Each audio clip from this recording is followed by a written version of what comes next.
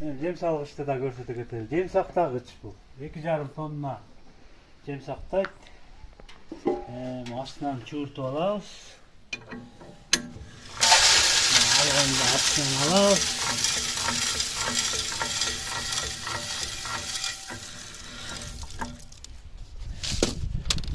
Жем турагыч калп бар, жем тура берсе болот. Анан биягадан үстүнө салабыз кайра. Салганда üstünde baronkası var. Baronkası menен эле салып.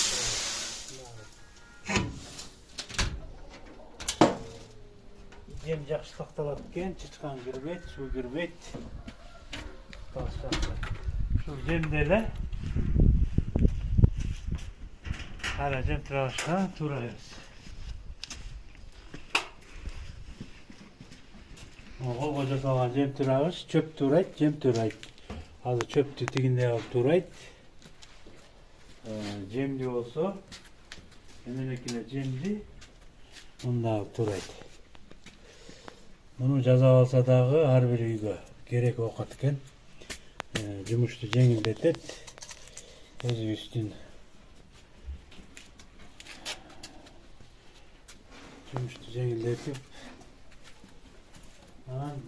бияк болсо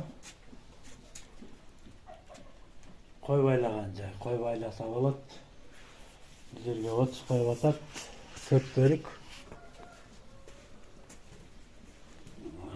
Суусу бул жерден куюлат, жем чөбү бияктан салынат, тузу болсо ар жактан салынат аркага.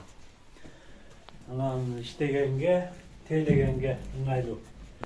Койлорду аралабайсың. Бул жерден кирип эле, жана таза.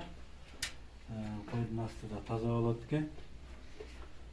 Мындай кылып жасап алсак да болот экен. Өз колубуз менен эле. Ыңгайлуу болот экен. Ошол өзүбүз жасаган ушул нерселер менен бөлүшөлү дегенбиз.